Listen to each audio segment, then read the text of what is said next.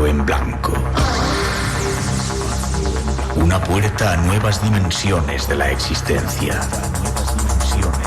Una nueva perspectiva sobre la realidad. Espacio en Blanco. Radio Nacional de España. Espacio en Blanco, con Miguel Blanco.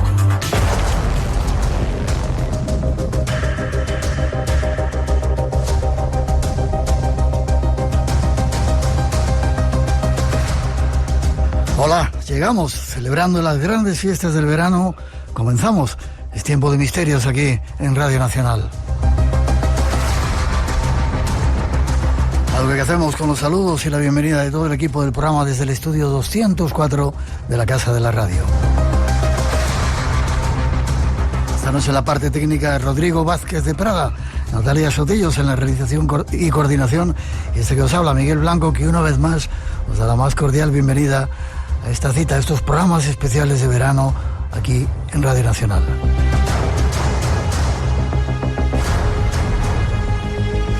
Tenemos forma de comunicar con todos vosotros. Déjate caer en nuestras redes. eBlanco Radio RN. Por WhatsApp 633 50 50 11.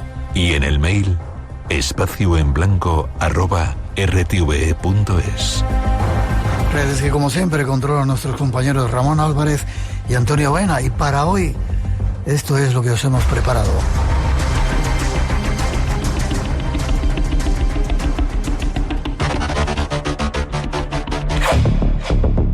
Para este nuevo programa de verano, os hemos reservado nuevos invitados y temas para volver a llenar el espacio en blanco de posibles respuestas a los misterios de nuestro mundo.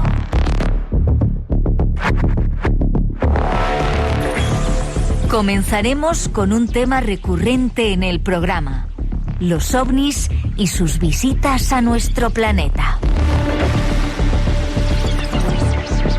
Para ello nos acompañará un nuevo investigador que ha recopilado un extenso trabajo buscando su presencia y sus huellas entre nosotros.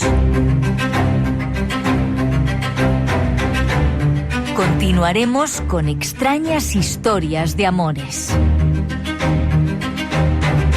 Pero no de amores normales. Todo listo para comenzar nuestra investigación. Y nuestro objetivo en esta primera parte es insistir en buscar pruebas de que no estamos solos en este universo, en un año que va a dar muchas sorpresas. Tras esa introducción, os damos más datos con un nuevo invitado.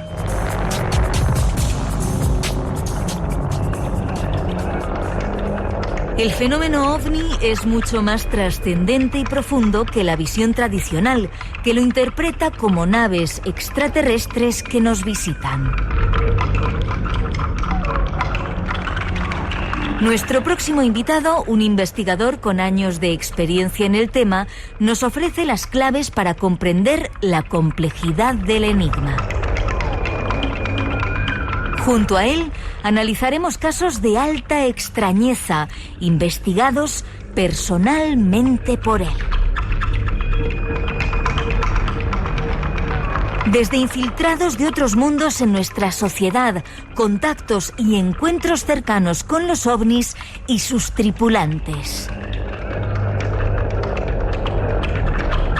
hasta anomalías espaciotemporales asociadas a los mismos y mucho más.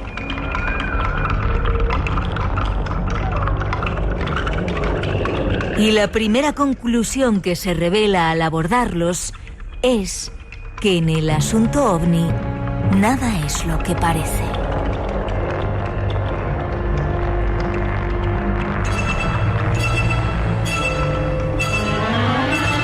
Y vamos con más misterios. Estos teóricamente nos vienen de los cielos, pero igual tienen otra explicación. Y para buscarla, nos vamos hasta Zaragoza a hablar con el investigador y escritor Carlos Ollés Estopiñá. ¿Lo he dicho bien? Lo has dicho perfecto, Miguel. ¿Cómo estás? Pues muy bien, en tu compañía estoy fenomenal siempre, muy bien. Un placer tenerte con nosotros. Has escrito un montón de libros de misterios de Aragón, de montones de lugares, y de repente haces una obra que se llama Esto no es lo que parece. ¿Por qué? Bueno, pues porque tenemos siempre como muy... El tema ovni lo tenemos de una forma muy romántica, ¿no? Esa visión del típico ovni, del típico marcianito, y digamos que el tema ovni conlleva otras muchas cosas que hay muchísima gente que no contempla, ¿no? Como, por ejemplo, abducciones muy extrañas, abducciones en las que posiblemente no sean los propios extraterrestres las que la hagan, sino más gente más terrena. En fin, hay un compendio de cosas en el mundo de lo extraño que a veces, si lo palpáramos, pues nos daría a entender que hay algo más terreno de lo normal. Aun con todo, yo que soy un romántico de los ovnis, también pongo muchísimos casos en ese libro en los que toco, digamos, pues todo lo que es la ufología más normal, a la que estamos más acostumbrados. Claro, está siempre con los típicos casos anómalos y casos un tanto extraños, raros, bizarros, que es lo que, digamos, esperamos siempre del mundo ovni. Algunas de las buenas críticas que te han hecho es que cualquiera que quiera leer el trabajo que has hecho se va a mostrar muy sorprendido, porque nada es lo que parece. Este es nuestro invitado y con él os vamos a hablar de casos, ya veréis qué extraños.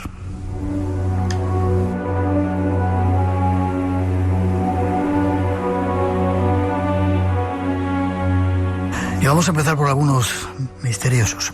Hubo una película, creo que se llamaba La Llegada, que nos sorprendió a todos porque en vez de ser el extraterrestre, el típico alto rubio o pequeñito con cabeza grande, era algo parecido a un pulpo, ¿no? Correcto. Así es. ¿Y tú recoges en tu trabajo pulpos de 4 patas? ¿Qué es esto?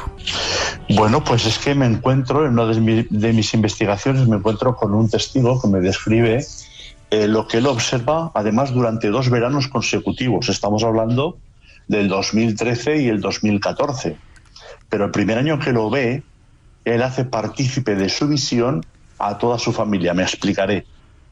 Él vive en la población de Ontinyent del Sal, muy cerquita a la capital de Zaragoza, y él era, en esos momentos en que ve este avistamiento, era verano, y él estaba preparando una cena para amigos, familiares y padres, ¿vale?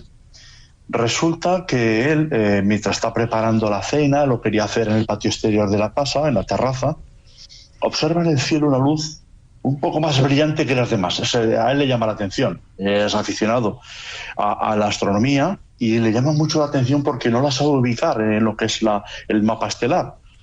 Entonces, ¿qué hace? Tanto entra y sale preparando platos, preparando cubiertos, que decide coger los prismáticos y enfocar a la luz.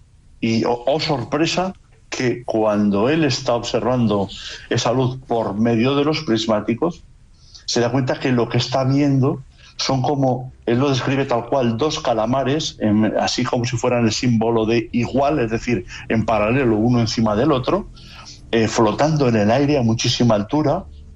Parecía como que estuvieran inclusive dentro del agua, porque los supuestos tentáculos que tenían, digamos que iban bailando al son de un movimiento, bueno, pues que la cadencia que suelen tener los pulpos y los calamares cuando están nadando debajo del agua. ¿De acuerdo? Tenían lucecitas alrededor, por todo el perímetro del animal, y él queda extremadamente, digamos, sorprendido. Tanto es así que conforme van llegando todos los comensales a la cena, les obliga a mirar por los prismáticos para que todos ellos constaten lo que él ha visto, porque claro, es obvio que es algo muy extraño de contar. Y me parece que, si no recuerdo mal, habían 12 o 13 comensales esa noche y los 13 observan esto que te estoy describiendo. Calamares gigantes en el cielo. No es el único caso, porque hemos visto últimamente, quizás sea la imagen más extraña que hay de OVNI, objeto volante no identificado, en los últimos tiempos, ¿no? Porque se ven ese tipo de figuras, ¿verdad?, por muchas partes del mundo. Sí. Claro, correctamente. Fíjate, en el año 2021, que hubo una especie de oleada por Estados Unidos de avistamientos OVNI, hay varios casos filmados en los que se pueden apreciar este tipo de sujetos flotando en el aire, muy parecidos a lo que podríamos denominar calamares. No obstante, Miguel, yo tengo la primera reseña de pulpos o calamares aquí en España, en un caso que acontece en el 68, en el 1968, en la población de Tivisa, Tarragona, cuando un hortelano llamado Juan se va sobre las 6 de la mañana a su finca a recoger unas verduras y de repente se encuentra lo imposible en medio de su finca. Es decir, él describe que una especie de medio sandía que emitía mucha luz y alrededor de esa medio sandía, que estaba levitando a 1 metro escaso del suelo, había como varios individuos que él describe que eran como pulpos de forma vertical y que los supuestos tentáculos hacían una especie de movimiento oscilante que cuando oyen ladrar al perro que le acompañaba al testigo, automáticamente se meten por la parte inferior de esta media sandía dentro de este extraño aparato y se pierde en el cielo a una gran velocidad del aparato. Entonces, no es la primera vez que tenemos este tipo de referencia en cuanto a la forma o la casuística de este tipo de seres, ¿vale? Sí, son muy extraños, pero existen. Es decir, no siempre nos tenemos que ceñir al típico marcianito verde, de cabeza grande y de ojos oblongos, ¿verdad? Ya decíamos que íbamos a contar casos extraños y Carlos es especialista en recogerlos. Todos los que, o gran parte de los que hay en este trabajo que has hecho en este libro, son investigaciones tuyas. Casi todas. Me gusta hacer comparaciones, Miguel. Es decir, yo tengo investigaciones mías y si sé, porque yo tengo una gran biblioteca aquí en casa de ufología, que hay casos similares, los reflejo para que vea el lector que hay más casos similares al que estoy exponiendo, que no es un caso único y que se puede llegar a repetir en algún punto del mundo. Es curioso esto de los calamares o de los pulpos. Con esa película a mí me sorprendió mucho porque cambiaba absolutamente la idea que tenemos de supuestos seres que vienen de fuera con forma antropomorfa y sin embargo se parecían más a esos animales que son de los más inteligentes que hay, por lo menos en el mar, ¿verdad? Está claro, dicen que el pulpo es uno de los animales más inteligentes que existe en el océano. Por lo tanto, no tendría por qué nada que desdeñar que hubiese este tipo de mismos seres, digamos, en otros planetas, siendo, digamos, como el culmum de su creación, ¿no? Del planeta ese. Uh-huh. Vale, vamos con otro caso, monjes luminosos. Otro caso que a mí me ha llamado mucho la atención leyéndolo. ¿Qué ocurre con este asunto? Bueno, esto es un caso muy interesante y además este tipo de casos se repiten muy a menudo, porque digamos que los patrones que está marcando aquí, luego lo explicaré un poquito, se repiten en otros casos muy similares, aunque digamos, bueno, a veces se aparecen como monjes, a otras veces aparecen como los típicos extraterrestres verdes que conocemos todos, etcétera. El caso es que estamos hablando en la década de los 70. Aquí ha llovido bastante, pero me pareció muy interesante y lo quise reflejar aquí. Un testigo, al que no voy a decir el nombre porque no quería de alguna manera que saliera publicado su nombre, él se dirige a su trabajo habitual, que es en un polígono industrial que está en los extrarradios de la población de Huesca capital. Bien. Este hombre hacía siempre la misma ruta, todos los días, y por lo tanto en la misma ruta de todos los días había compañeros suyos que iban en coche y cuando lo alcanzaban, cuando él iba por donde él iba andando, pues le pitaban o lo saludaban y él continuaba andando porque él me comenta, dice, a mí me gustaba andar y prefería ir andando al trabajo todos los días y venir a casa. Bueno, pero resulta que ese día concreto, el día de autos, resulta que pasa por unos descampados que aquel día no eran tales descampados. Es decir, aquel día allí había una nave industrial y eso le llama muchísimo la atención. ¿Que no estaba anteriormente cuando él paseaba por ahí? No. Correcto, el día anterior no había nada. Y es esa misma noche esa misma madrugada cuando él va a empezar a trabajar, se encuentra que en ese descampado que todos los días pasaba por su lado, había una nave, él lo describe como una nave industrial, una casa muy grande, ¿de acuerdo? Él lo observa y se da cuenta que emite una extraña luminiscencia todo el edificio. Comenta que es muy grande y que tenía una especie de franjas oscuras que iban desde el suelo hasta la parte superior. El resto era todo luz. Se queda un momento parado, no entiende qué es lo que está pasando y dice que es raro que hayan construido tan rápido aquí una nave industrial. Y se da cuenta que alrededor de esa nave industrial hay varios sujetos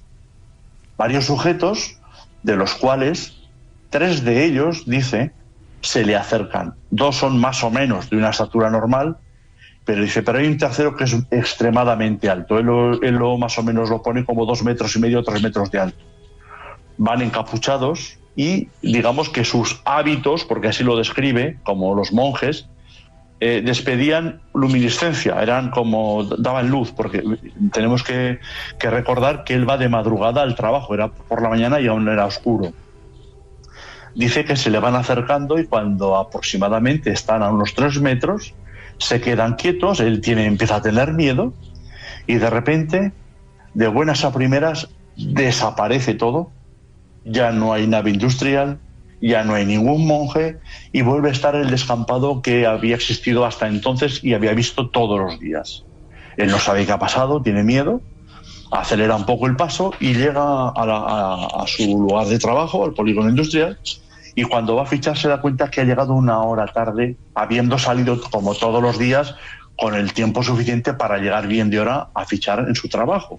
Es decir, y esto se repite en muchísimas ocasiones en las que una persona que hace siempre un mismo camino, de repente cierto día hay un vehículo grande, a veces hay un camión, un tráiler oscuro, a veces hay una nave industrial, una casa que no conoce, una casa muy iluminada, siempre con individuos extraños alrededor pululando. Normalmente no suele haber ningún tipo de comunicación, pero lo que siempre coincide es que siempre falta tiempo. Al testigo, pasada esta experiencia, ha perdido 1, 2 o 3 o más horas, ¿de acuerdo?, en estas experiencias. ¿Y él cuenta la historia, comparte la historia a los demás? ¿Hay alguna explicación? ¿Él busca información? Él lo comenta a sus compañeros. Yo cuando llegué allí a hablar con esta persona, ya llegué años mucho después, esto lo había entrevistado con anterioridad Juan José Benítez, y yo, bueno, pues estuve hablando con él y el hombre, desde luego, primero que no quería hablar, o sea, era una persona que en el principio era muy reacia a hablar, y cuando me vino a contar todo, pues bueno, él de alguna manera no quería que le dijera el nombre ni nada de eso. Sí que está claro que él lo comenta con los compañeros, está claro, los compañeros le recuerdan que aquel día no lo habían visto por el camino, con los compañeros que ya te he dicho antes que algunos iban en coche y lo adelantaban, ese día no lo ven por el camino y él jura y perjura que había salido de casa y había hecho el camino de todos los días. Es decir, hubo un momento en ese camino que él desaparece de nuestra realidad para aparecer en la realidad que fuese, ¿vale?, para ver todo este montaje que hicieron, digamos, este tipo de entidades, ¿de acuerdo? Él estuvo un tiempo determinado, que fue más o menos 1 hora, fuera de este mundo, por llamarlo también de alguna manera. ¿Y no recuerda si mantuvo contacto, estuvo dentro de esa nave o algo, como otros casos de abducción? Sí, me hubiera gustado haber hecho una regresión consciente, Miguel, yo soy muy amigo de hacerlas, sí, porque no son tan invasivas y él no quiso. Tiene miedo. O sea, cuando tú estás con un testigo y le preguntas este tipo de cosas, notas que hay gente que no tiene ningún tipo de problema en contártelo, pero hay otra gente que le ves en la mirada que tiene miedo. Mira, nuestro buen amigo Marcelino Requejo, como un amigo, él me dijo un día, dice, tú al testigo mírale a los ojos. Dice, porque cuando se le ponen los ojos vidriosos, como con ganas de llorar, así, dice, está reviviendo lo que vivió en ese momento y no es nada agradable para él. Y yo eso lo llevo siempre, como es un recuerdo muy latente en mí. Y en esta persona recuerdo perfectamente, como cuando me estaba contando esto, estaba volviendo a recordar todo, los ojos se le pusieron vidriosos y rojos, como en un inicio de llanto, aguantándose un poquito, ¿vale? Pero recordando aquello que no quería recordar, que sabe que pasó algo y no lo quiere, digamos, sacar a la luz. Ya. Supongo que le cambiaría la vida, ¿no? O la perspectiva sobre muchas cosas, ¿no? Esto, Miguel, cambia la vida muchísimo a la gente que lo vive y también al entorno. Porque él me comentó que compañeros suyos de trabajo, después de haberle pasado esto, obviamente algunos se reían un poco de esta historia, ¿no? Y otros realmente sí que de alguna manera les hizo cambiar un poco la perspectiva de lo que puede llegar a acontecer, ¿vale? De lo que este tipo de fenomenología puede conllevar, es decir, dominar todo tu entorno para hacer contigo lo que quieras. Lo desconocido te aguarda en un lugar. Espacio en Blanco con Miguel Blanco en Radio Nacional de España. Esta noche compartiendo experiencias con Carlos Ollés Estopiñá o Estopiña. ¿Hay que acentuarlo tu segundo apellido? Sí, se acentúa. Estopiñá. Estopiñá, vale. Has hablado de monjes luminosos. Hay otro caso, un hombre luminoso de más de 2 metros. No sé si está relacionado con el anterior o esto es algo diferente. Esto es diferente al anterior. También es un humanoide que viene flotando hacia un labriego que se encuentra esperando a la hora de riego. digamos que el testigo se llama Pedro Ros y es natural de Vistabella. Era natural porque el hombre ya falleció. Fue sobre el 1990 en verano y este hombre estaba en el sorteo del riego y le había tocado sobre la 1:30, 2 de la madrugada y estaba esperando a que le llegara el agua a la finca. Bien, él cuenta que mientras se estaba dedicando, eso estamos hablando en plena noche, porque eso serían sobre las 12 de la noche, mientras él se estaba dedicando a hacer, digamos, la entrada del agua adentro de su finca en la tierra, cavando, ve que se acerca una luz hacia él. En un principio cree que es algún vecino que lo quiere asustar para que pierda su turno de riego, pero él sigue a sus quehaceres. Pero conforme va pasando el momento, el tiempo, se da cuenta que la luz que viene hacia él es un hombre que está volando de manera vertical hacia él, no como Superman que va horizontal, sino vertical, como si fuera de pie, pero no movía los pies por el cielo, simplemente estaba tieso y se acabó, pero venía hacia él. Emitía luminiscencia, era bastante grande. Dice Pedro que se le acerca hasta unos 5 metros de él y aterriza, por decirlo de alguna forma, en el suelo, se queda detrás de unos setos altos, pero que al ser este ser tan alto, digamos que del pecho para arriba se le veía perfectamente. Emitía una luz blanca, era luminiscente y tenía sobre su cabeza o alrededor de su cabeza unas luces que iban, digamos, como chispeando y moviéndose como si fuera una especie de aura de santo, ¿no? Y esto lo he comentado muchas veces, he hecho esta reflexión. Si esto llega a pasar en el medievo, en medio de una batalla contra el infiel, digamos que hubiera sido un revulsivo para los cristianos, porque aquí estaba Santiago Matamoros como mínimo, ¿no? En fin, esto para que la gente entienda que dependiendo de los ojos que lo ven, digamos que este tipo de visiones pueden ser un demonio o puede ser un santo. Es lo que te iba a preguntar. Este caso ya lo avanzaste más o menos cuando hacíamos el programa especial en Zaragoza. Y creo que pasó algo más, ¿no? Se quedó allí todo el tiempo. Supongo que el hombre, el pobrecito que iba a regar, estaría acongojado, ¿no? Con esa visión. En un principio, Miguel tenía un poco de desconfianza. Él no tiene miedo en ningún momento porque no lo comenta. Lo que pasa que hay una cosa muy curiosa, y es que este hombre, cuando para a cenar a las 2 de la madrugada, aquel individuo sigue estando allí, dice que empieza a jugar con la linterna. Y lo que hace es enfocarlo con la linterna a este individuo. Y es algo muy extraño, porque si ya emite luminiscencia, ¿para qué vas a enfocarlo con la linterna? Sin embargo, lo hace. Y cuando lo enfoca con la linterna, lo que hace es que este ser se vuelve de color naranja. Y encima, él describe que balbuceaba como los peces cuando los sacas del agua, sin emitir ningún sonido. Y anda, mira tú por dónde esto pues le causa gracia a nuestro testigo y no hace más que chichar a este extraterrestre, digamos, ¿no? Y no hace más que jugar con él con la linterna. Bueno, él termina de cenar y sigue a sus quehaceres en la finca, y ya cuando se quiere dar cuenta, pasadas unas 3 horas, es decir, este extraño individuo estuvo con Pedro Ros aproximadamente 3 horas de la noche con él, ¿vale? Bueno, pues pasadas las 3 horas, él ya se da cuenta que lo ve de espaldas como que se va. Se está yendo allá hacia otra zona, y mira tú por dónde iba en dirección de una población que se llama Luesma. Y en esa población, a esas horas de la madrugada, volvió una persona de trabajo a su casa, y este ser luminoso se le pone paralelo al coche que conducía y dice, nos comenta este otro testigo, dice, iba yo a 70 kilómetros por hora por la carretera y este individuo iba vertical, flotando al lado del coche como si la velocidad para él no fuera nada. Dice, tuve tanto miedo que cuando me metí en el garaje casi salgo por la parte de atrás del garaje de lo asustado que estaba por ese individuo. Dice, luego ya no lo vi más. Y aquí, digamos, apoyo un poco la lectura de que, fíjate tú por dónde hay gente que esta visión la tendría como algo aterrador, y sin embargo a Pedro, por alguna cuestión que se me escapa, él no lo vio como aterrador. Para él era más importante el regar su finca que la presencia ahí de un extraño individuo que emitía luz. Yeah. O sea, en el fondo, digamos, es todo un poco con los ojos que lo vemos todo. Carlos, cualquiera que nos escuche hablando de estos temas dice, este tío está fumado o endrogado, como decían los antiguos, porque relatas algunos de los casos más extraños que yo he visto, que bueno, afortunadamente se han repetido en otro tipo de cosas, y además sabemos que eres un tipo serio, que no investigador riguroso, y que todo está basado en testigos.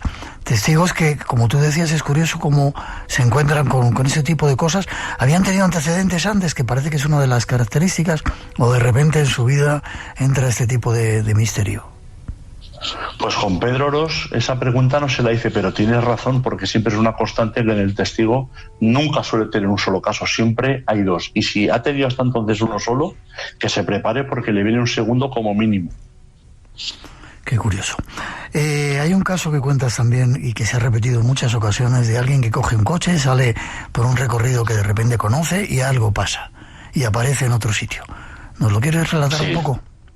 Si quieres, sí. Sí, por favor. Y de hecho, tengo otro nuevo también. Mira, este es una persona que trabajaba en la población de Zaragoza, en un polígono industrial que hay en los extrarradios, y tenía que ir hacia la zona de Botorrita, que es la antigua carretera de Teruel. Bueno, pues este hombre sale de su trabajo, enfila, digamos, la carretera de Teruel, y ya cuando estaba a punto de llegar a su población, entra en un banco de niebla. Estoy corriendo un poco porque si no, ¿vale? Aquí hay muchos matices. Entra en un banco de niebla. Y él dice que, bueno, pues va por el banco de niebla, es algo extraño en ese momento, él no entiende por qué niebla en esa época de año, pero bueno. Y dice que el coche iba, esto es una particularidad que lo repiten muchísima gente que entra en bancos de niebla y luego acontece algo. Dice, el coche iba extremadamente bien, parecía como que flotara. Esto ya te hace saltar todas las alarmas, ¿no? Sobre todo a los investigadores. Bien, cuando se va a la niebla, no reconoce el entorno. La carretera que él había hecho todos los días para volver a su casa desde su trabajo, no la reconoce. Y está bastante tiempo circulando por una carretera que no conoce y empieza a preocuparse. Porque claro, dice, bueno, yo tenía que estar en mi casa y esto es extraño, esto es muy extraño, no encuentro, digamos, ni mi pueblo ni nada. Y de repente ve al fondo, ya ve luces y dice, bueno, ahora sabré dónde estoy, me ubicaré en el mapa un poco. Bien, resulta que conforme va llegando a esas luces, a esa población, no reconoce nada. Empieza a ver letreros e indicadores con una lengua rara, no entiende lo que pone, no entiende nada, y se va introduciendo en la población y hay una gasolinera que tampoco conoce, digamos, la firma de ese establecimiento. Tengo que decir que eso eran sobre los años 70, ¿vale? Entonces, en España solamente había una marca, digamos, de gasolineras.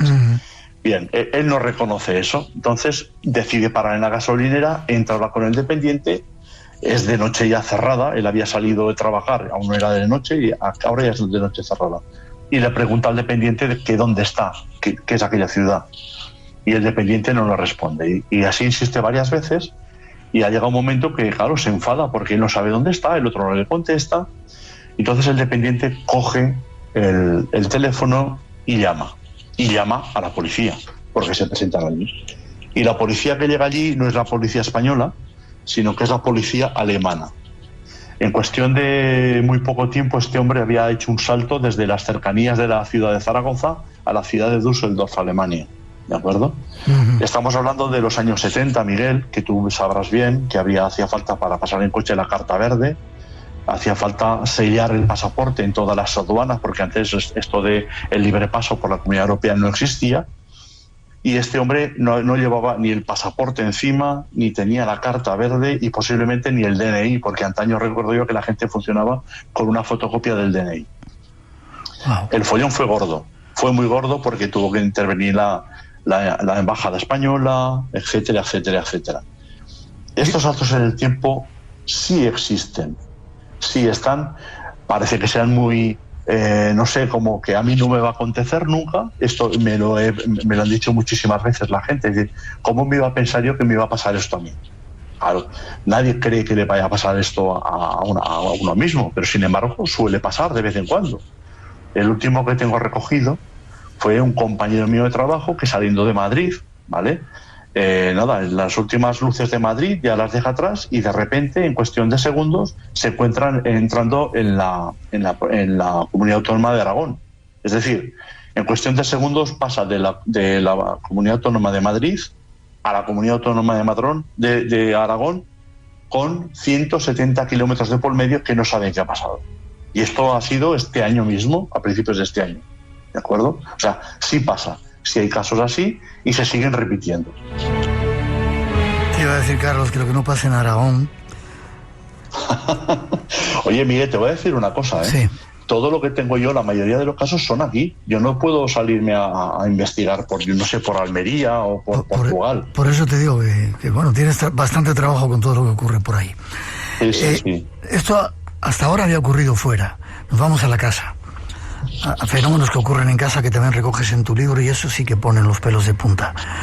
Unos niños dentro de casa y un capítulo. ¿Qué es lo que ocurre con estos niños? Sí, verdad que cuando estamos en casa, Miguel, parece que estamos en nuestro reino, ¿no? Que estamos protegidos. Sin embargo, no es así. Es donde estamos más vulnerables para este tipo de entidades, porque pueden trabajar sin ningún tipo de problema porque nadie los ve. Bueno, vámonos a este caso concreto que me resultó a mí muy interesante. Esto acontece en el 2015, no ha pasado tanto tiempo, para invierno de ese año. María, a la que llamaremos así a la testigo, esta mujer tiene un negocio de osteopatía, y se dedica a recorrer varias poblaciones de las cercanías de la población de Caspe. Ella dice que aquel día, ya cuando regresaba a casa, dice que sobre la sierra, una sierra que le llaman la Sierra del Bizcuerno, muy cerquita de Caspe, ve unas luces extrañas, unas luces que ella me las asemeja al símbolo del I Ching, ¿vale? Había pues una especie de luz larga arriba, pero esto en grande, ¿de acuerdo? Dos separadas abajo, otra grande más abajo, otras en puntos más abajo, es decir, pero todas colocadas en el cielo y de alguna manera grande, que se veía bien, ¿de acuerdo? Bien, dice que las ve, que las está observando, desaparecen, vuelven a aparecer, luego se aparece una especie de aparato luminoso extraño largo, del cual de un extremo salen unas bolitas de luz blanca, pero bueno, ella lo ve como una especie de espectáculo y ella lo que hace es dirigirse a casa. Y llega sobre las 10 y media pasadas, y se dedica pues a repasar las cuentas que había hecho ese día, y dice extrañamente aquel día no estaba cansada, no tenía sueño, estaba nerviosa. Era como si intuía que tenía que pasar algo. Qué extraña, ¿no? Yo creo que el cuerpo tiene algún tipo de alarma que nos avisa de alguna de estas historias cuando van a acontecer. Bueno, ella recuerda que ya son las 3 de la mañana, dice, me voy a la cama, aunque no tenga sueño, para descansar por lo menos, estaré tumbada. Su marido es guardia de seguridad de una empresa y él estaba de turno de noche, por lo tanto ella estaba sola en casa. Cierra los ojos, se tumba encima de la cama, y entonces al ratito empieza a oír como murmullos dentro de la habitación. Murmullos y como algo de movimiento de algún material, de soniditos no muy fuertes. Entonces ella se despierta, abre los ojos otra vez, abre los ojos y ve que a los pies de la cama, en la pared de la izquierda, de repente hay una puerta abierta que no existía antes, por la que sale luz. O sea, es decir, antaño es una pared, y ahora en esa pared que no había nada hay una puerta abierta. Y hay unos dos tipos dentro de esa habitación, bajitos, pequeñitos, oscuros. Ella los llama niños porque eran muy pequeñitos. Tenían la cabeza, dice que con forma de cono, así como puntiaguda hacia arriba, ¿de acuerdo? Y eran como oscuros, decía que era como si fueran un humo denso. Y salen los dos bajitos estos, acompañados por un armatoste, un aparato raro, extraño, que ya lo asemeja al robot de la Guerra de las Galaxias R2D2. Se lo muestra así porque yo se lo enseño. Porque ella me hace más o menos un dibujo, ella no ha visto estas películas porque ella es una persona mayor y no le gustan. Y se lo enseño yo y dice, sí, es muy parecido a esto. Y era una especie, ella lo describe como una especie de aspirador, porque llevaba un tubo corrugado que salía de ese aparato. Y estos individuos empiezan a hablar entre ellos como diciendo, tenemos que hacerlo hoy no puede pasar, hemos de quitarle lo que lleva. Y empiezan a hablar, y ella lo está escuchando todo. ¿Y lo entendía? Sí, ella me describe que lo estaba escuchando todo. Hay parte que lo escucha en la cabeza y hay otra parte que lo escucha por los oídos, o sea, lo oye de las dos maneras. Entonces, ella en un momento concreto le dice, ¿eso que lleváis ahí para quién es? Entonces estos dos individuos se quedan como pillados, ¿no? Diciendo, nos han descubierto. y ahora aparece en escena un tercero, que es alto, muy alto, tan alto que casi toca con la cabeza al techo, y la cabeza puntiaguda que tiene, como tocaba en el techo, se le doblaba esa parte de punta. Entonces ese personaje alto le empieza a hablar: esto que traemos es para ti, te vamos a extraer una cosa. Y entonces ella se enfada y les empieza a increpar, como que no la van a tocar, pero la inmovilizan y le ponen el tubo que llevaba este aparato, se lo ponen por la boca y empiezan a entrar para adentro a buscarle algo. Y le desprende algo de dentro de ella, dice, con gran dolor, ¿vale? Y lo hacían todo con muchísima prisa, como si tuvieran miedo de que los pillaran. Eso lo describe ella así. Bueno, hacen varias maniobras por dentro de su cuerpo, con ese tubo que le ponen por la boca, lo está pasando muy mal. Y en un momento determinado ya este que era más alto de todos dice: quitarlo todo, sacarlo todo, que nos tenemos que marchar, que llega a nosotros. Total, que le quitan todo de prisa corriendo y se van. Y se van, pero en vez de marcharse por la habitación que habían abierto, la habitación extra, ¿no?, que habían abierto dentro de su casa, se van por el balcón. Y a los segundos vuelven a entrar por el balcón, pasan por encima ya prácticamente de la cama y entran por esa habitación.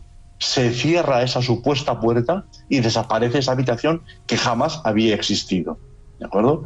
Ella se vuelve a levantar, aturdida, le dolía muchísimo el pecho, se sentía como si lo hubieran hurgado por dentro, y hasta ahí es su historia. Pero es que, digamos que ella, le salen moratones por todo el cuerpo. De hecho, saca fotos, yo le vi fotos inclusive con varios puntos en forma de rombo perfecto en la zona del plexo solar. En fin, un despropósito. Hay mucha más información sobre este caso, ¿de acuerdo? Es por no... ¿Vale? Pero es muy curioso, digamos, que cómo trabajan impunemente. Y hay una cosa que me llama mucho la atención, Miguel, y es que es como si estuviéramos hablando de una película en la que los actores, cuando se tienen que marchar, salen por un lugar que no estaba previsto y tienen que retroceder, porque ellos se van por el balcón y se dejan la habitación abierta. Anda, que si se llegan a ir por el balcón, aquella casa desde ese día hubiera ganado una habitación extra, ¿no? Escucha, sin embargo, no. Dime. ¿No fue al médico ella que la vieran ese tipo de cosas? Sí. Hicieron radiografías y digamos que había perdido, digamos, la regla, había tenido una especie de aborto, algo extraño, algo similar a, ¿vale? No le supieron decir muy bien qué es lo que le había acontecido. Sí que veían que en la parte íntima había un pequeño desgarro, pero nada más. O sea, no hubo ningún tipo de explicación médica posible por parte de los facultativos, porque tampoco sabían muy bien qué es lo que había pasado allí, y ella tampoco quería explicar 100% la historia, porque ella pensaba, es que no me van a creer, ¿vale? Entonces, es un poco el resultado de esta historia, esta extraña historia que le acontece dentro de su casa. Hay muchas más en este trabajo. OVNIs no es lo que parece, pero no tenemos mucho más tiempo. ¿Hay características comunes a todos estos casos? ¿A qué nos estamos enfrentando? Porque ya te he dicho que son de los casos más extraños que hemos escuchado en todo este tiempo que llevamos haciendo programas. ¿A qué nos estamos enfrentando?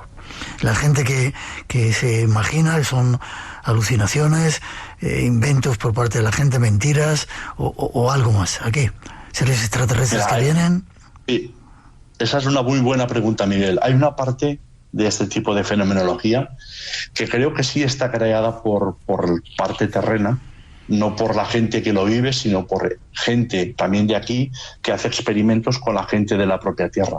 Pero luego también está la parte, digamos, real del mundo de la ufología, en la que de alguna manera estas entidades, no sé cómo describirlo, si es que buscan una forma para intentar la comunicación con nosotros y no saben cómo hacerlo, porque siempre se repite, digamos, ese tipo de escenificación extraña, esa escenificación un tanto, no sé, es un batiburrillo de ideas que no son conexas con nada. El fenómeno, digamos que para mí, no sabe cómo conectar con el ser humano. Esa para mí es una de las explicaciones, porque digamos la lógica no la guardan por ningún lado. Intentan tener lógica con su actuación, pero no la consiguen llevar a cabo. Esa lógica cartesiana humana, ¿vale? Por parte de este tipo de fenomenología. Y luego, desde luego, está, digamos, la parte en la que la psique humana también interpreta, porque cuando la mente humana no sabe descifrar lo que tiene delante, el cerebro, digamos, le construye o le reconstruye las imágenes dentro de su cabeza para que de alguna forma él pueda llegar a entender qué es lo que está viendo. Yeah. Yo me puedo llegar a imaginar, Miguel, que muchas veces lo que realmente tiene delante el testigo no es lo que ve, ¿vale? Sino que ese tipo de entidades le dan una especie de imagen en su cerebro para que de alguna forma ellos, los testigos, los puedan ver. No sé si los oyentes recordarán la película Contact, sí, en la que Jodie Foster, cuando llega casi al final de la película, cuando ya llega a esa playa, que ve a su padre. Su padre le dice: yo no soy tu padre, soy una entidad ajena a vosotros que me he puesto, digamos, este disfraz, digamos, para poder interactuar contigo. Pues digamos que esto sería un buen resumen para entender a este tipo de entidades. Muchas veces se ponen estos disfraces para poder interactuar con nosotros sin saber muy bien si pueden llegar a conectar con lo que están haciendo con nosotros. Wow, a veces disfraces muy raros. También ocurre que sí, muchas veces hay niebla o de repente los sonidos cesan y es como si entraras en otra realidad. ¿Pueden ser seres que vengan de otras dimensiones, por darle una explicación? Yo creo que sí, Miguel. Yo pienso más en dimensiones o vibraciones que en planetas, aunque no es descartable los planetas, ¿no? Pero yo pienso que están más aquí que allá afuera, ¿no? Yo creo que están muy cerca de nosotros, pero en otro tipo de vibración o en otro tipo de dimensión, pero aquí, muy cerca. De hecho, yo te digo, por ejemplo, que mucha gente te describe, de repente el ovni desapareció, de repente el ovni se apagó como una bombilla. Me están diciendo claramente que no se fue, sino que pasó a otro lado, ¿de acuerdo? O fíjate cuántas veces nos han comentado los testigos. Dice, el volumen de fuera del ovni tenía 10, 20 metros de diámetro, pero es que por dentro, lo que yo vi por dentro, aquello era inmenso, aquello era grande, muy grande, nada que ver con lo que se veía desde fuera. Por tanto, a mí me está diciendo que lo que nosotros entendemos como ovni y lo vemos físico, para mí sería más bien un portal por el que pasar a su dimensión, ¿vale? Y me lo está diciendo muy claramente porque en mi dimensión, lo que veo desde fuera, tiene un volumen. Pero cuando ya entro dentro, estoy en su dimensión y ese volumen se amplifica muchísimo y es otra cosa muy distinta. Nada es lo que parece. Casos los más bizarros que podáis echaros a la cara, que quizá estén dando explicaciones, otro tipo de explicaciones a ese misterio que llevamos tanto tiempo analizando. Carlos, forma de contacto contigo si quieren saber más de Nada es lo que parece y de tu obra. Sí, pues pueden escribirme a mi correo electrónico carlosolles, todo junto, @msn.com, o en el Facebook, Carlos Olles Topiña. Ahí estoy. Como siempre ha sido un placer que sigas investigando y que sigas escribiendo para contarnos casos como estos o de cualquier otros misterios que hay en esa zona donde estás. Un abrazote fuerte, nos vemos prontito. Un abrazo muy fuerte. Chao. Espacio en Blanco. Creamos universos sonoros para viajar y soñar hacia el más allá. Con Miguel Blanco, en Radio Nacional de España. Cada día más cerca de esa respuesta que no estamos solos en el universo. Y continuamos con más compañeros que nos llevan y nos acercan al mundo del misterio.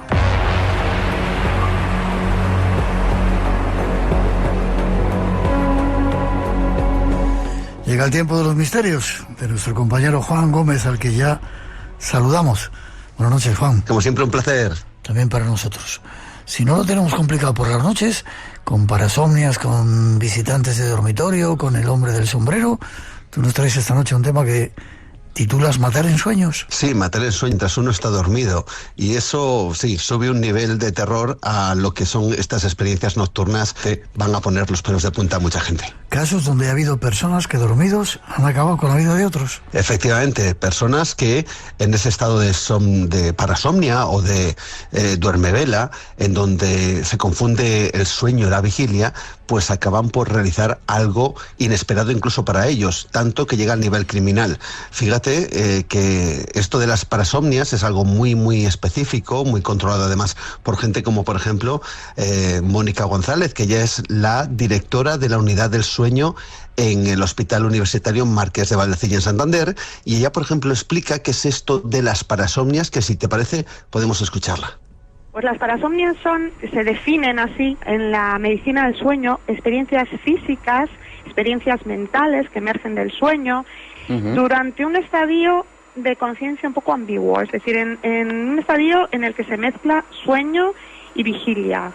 La gente que ha vivido este tipo de cosas denominan como agresivas. Las hay unas más agresivas que otras, estas experiencias de parasomnia en el que de repente te quieres despertar, o sea, te despiertas, te quieres levantar y no puedes moverte, ves a alguien, etcétera. Efectivamente, y también hay parasomnias en donde, por ejemplo, ven bichos, ven animales, y entonces en ese estado intentan luchar contra contra eso que están viendo, ¿no? Pues aparentemente solo en su cabeza. De hecho, así lo explica, y hay que tener ciertas, vamos a decir que medidas de seguridad, las que nos comenta Mónica González. Y bueno, obviamente, si estamos hablando de conductas de este tipo un poco agresivas o que puede haber daños, hay que establecer medidas de seguridad, acolchar las camas, cerrar ventanas, puertas para evitar que haya accidentes o lesiones para el paciente o esto para terceras personas. Me hace recordar que yo esta noche he tenido una parasomnia de estas. Caray. Sí, pero vale, o sea que hay gente que llega a ser tan crítica, que llega a cometer cosas agresivas, es la palabra, consigo misma e incluso con los demás. Eso es, incluso con los demás, pero vamos a ir a un límite mucho mayor, porque en estas parasomnias también están los sonámbulos, ¿no? Muchas veces se habla de los sonámbulos, se levantan, van a cocinar, van al baño, incluso parece que interactúan, pero en realidad están absolutamente dormidos, ¿no? Pero hay un nivel mayor, un nivel criminal, si es que lo podemos denominar así, y que dentro del argot científico se denomina sonambulismo homicida, y hay documentados alrededor de unos 70 casos en todo el mundo en donde esa persona se levanta, pero en vez de realizar un paseo por la casa y volver a dormirse, volver a la cama, lo que hace es asesinar a una persona, Miguel. Pues no me gustaría dormir con ellos. Creo que hay un caso documentado en 1846. Eso es el primer caso documentado, le llamaron la tragedia de Boston, el asesinato de María Fitbolg, quien fue asesinada por un hombre llamado Albert Tyrrell, de 21 años. Esto ocurrió el 27 de octubre exactamente de 1846, y la verdad es que hay mucho revuelo, se inició una investigación muy profunda, hubo un juicio muy largo en donde el abogado de este hombre, de Albert Tyrrell, convenció al jurado de que en realidad se trataba de una muerte mediante este elemento que hemos denominado sonambulismo homicida. Él se levanta, ataca a esta mujer, María Bickford, prácticamente la degüella y luego se queda dormido, ¿no? Bueno, pues este hombre finalmente acabó siendo, vamos a decir que liberado de esta acusación y finalmente, pues bueno, exonerado de toda culpa. El primero de los casos de sonambulismo homicida que se ha, por lo menos documentado, que sepamos. Hubo otro en 1971 y en España ha ocurrido alguno. Sí, en España ha ocurrido. Fíjate, un malagueño llamado Antonio Nieto, esto ocurre en el año 2001 en Málaga. Este hombre, el 11 de enero del 2001, él se levanta, fíjate, lo hace con un hacha en la mano y acaba con la vida de su esposa y su suegra que vivían en esa misma vivienda. Su hija y su hijo escuchan todo el ruido, se levantan, la hija recibe un fuerte golpe por parte de su padre y su hijo consigue, después de un forcejeo, desarmarlo. Bueno, pues imagínate toda esta escena, un doble asesinato en el interior de esa casa, año 2001 en Málaga. Bueno, pues en el juicio se aseguró que este hombre, y así lo dijo, estaba dormido y que él estaba soñando defendiendo, en teoría, a su familia de unas avestruces agresivas. Eso es lo que decía ver en esa parasomnia. Finalmente, Antonio Nieto, que es como se llama esta persona, pues fue condenado, eso sí, a ser internado en un hospital psiquiátrico, pero fue absuelto de los delitos de asesinato.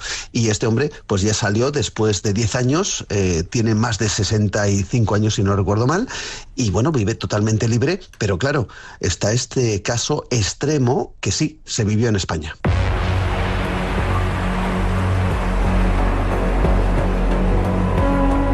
Más de 70 casos en España 2001, en el año 2004 Edgar Love, Brian Thomas en el 2008, qué cosa tan increíble que nos has traído. En 30 segundos, ¿está investigando por la ciencia para ver qué produce esto y poder evitarlo? Sí, se está investigando. De hecho, en las unidades del sueño, una de las cosas que más les llama la atención son las parasomnias, sobre todo los sonambulismos, porque hay una delgada línea en donde la persona está dormida, pero al mismo tiempo es consciente de todo su entorno.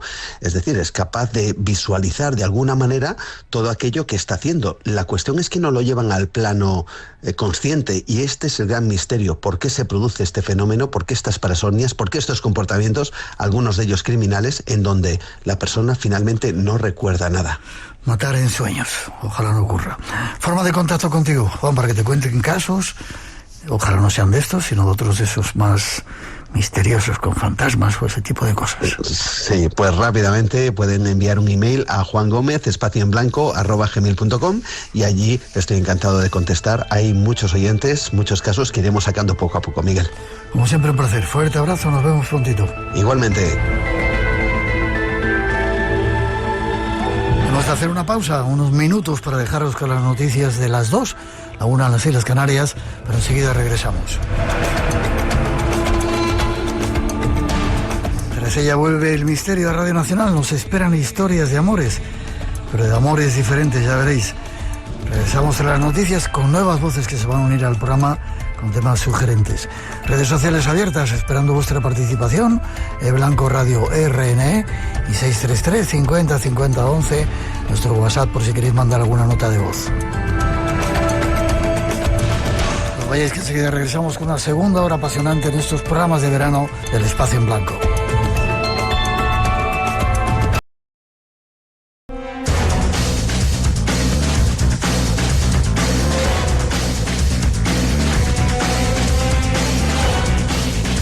Pasan algunos minutos de las 2, la 1 en las Islas Canarias, y seguimos desde el estudio 204 de la Casa de la Radio, disfrutando de estos días de fiestas veraniegas y con el deseo también de que estéis a gusto en nuestra compañía. Disfrutad si estáis de vacaciones o si estáis trabajando, ojalá os sirvamos para pasar un poco mejor estas horas. De nuevo, nuestra gratitud a todos por seguir ahí conectados en Radio 1 y Radio 5. Seguimos con nuevos temas que nos llegan al programa. En esta ocasión, un argumento extraño. Se trata del amor, pero de amores diferentes, ya veréis. Tras esa introducción que ofrecen nuestros compañeros, os lo mostramos.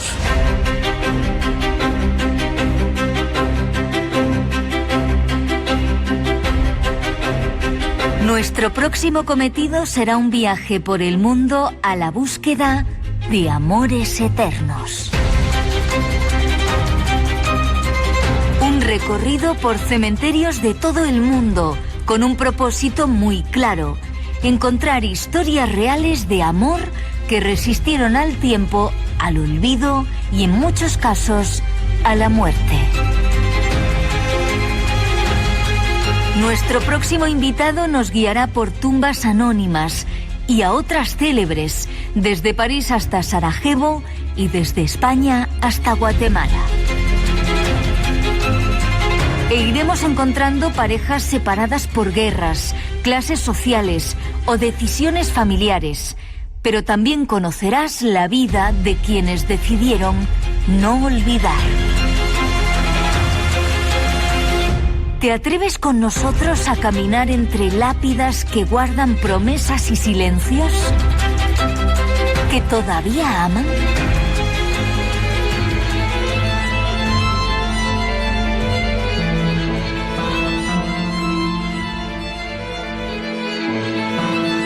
Nuestro siguiente invitado nos llevó de viaje por las peores cárceles del mundo, por manicomios, por cementerios, y ahora nos propone un trabajo que titula Amores Eternos.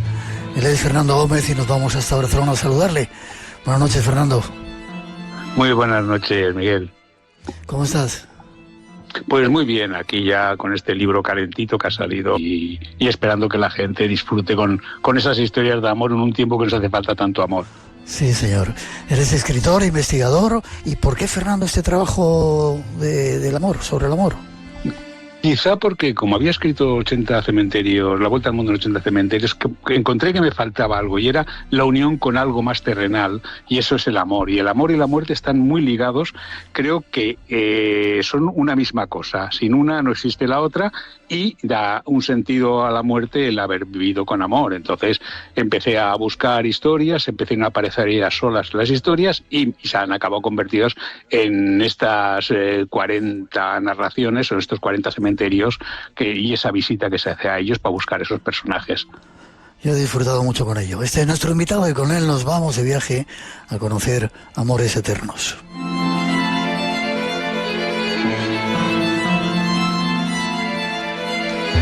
Y quizá, Fernando, la primera parada tengamos que hacerla en algunos cementerios de París. Hay montones de estatuas, de tumbas que hablan del amor, ¿no?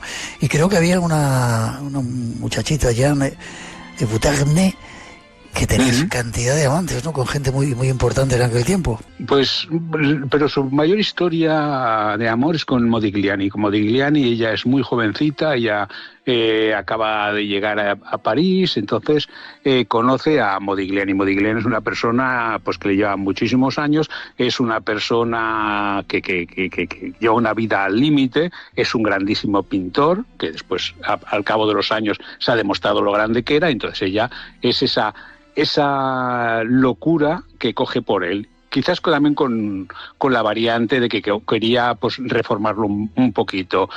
Pero ¿qué ocurre? Que esta mujer, pues bueno, acaba teniendo una hija con él, la hija la tienen que dar en adopción simplemente, la llevan a un lugar para que la tengan recogida y lo único que dicen que no la dejen a nadie, que nunca la adopte nadie, sino que siempre sea la hija de ellos. Es una vida terrible la de esa pareja, solo son 3 años, pero es de unas vivencias tremendas y al final de su historia, cuando él muere de tuberculosis, porque sigue llevando una vida disoluta totalmente, saliendo con enfermedades por la calle, muere. Ella, el mismo día que han enterrado a Modigliani, se tira por la ventana de un 5º piso y muere.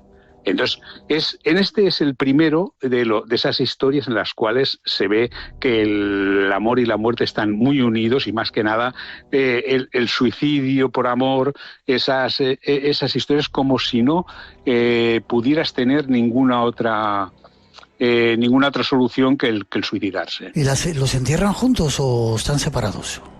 No, están separados. Ahora están juntos, pero estuvieron separados porque la familia de ella eran cristianos católicos y él era sefardí, era judío. Entonces no permitieron que ese hombre que le había dado esa vida, que entendían ellos tan mala, pues estuviera casado con ellos. Pero al cabo, enterrada con ellos. Pero al cabo de 10 años, un hermano de Modigliani consigue convencer a la familia de Jean para que los entierren juntos allí en el Père Lachaise, en ese maravilloso cementerio de París que se nos hace la boca agua cada vez que vamos y lo vemos.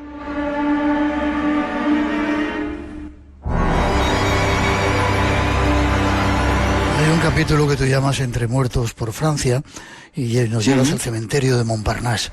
Allí está Guy de Maupassant. Sí, bueno, claro, el grandioso escritor Guy de Maupassant entra allí, pero del